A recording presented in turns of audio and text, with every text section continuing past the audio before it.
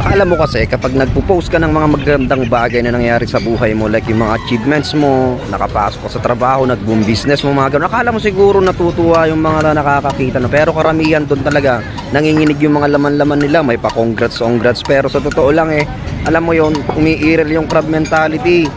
Kaya mag-ingat-ingat ka sa mga post nyo. Tingnan nyo, baka mamaya mga kapitbahay nyo manginig din ang mga laman nila sa inggit. Tara, kain tayo, stay tuwan tayo today.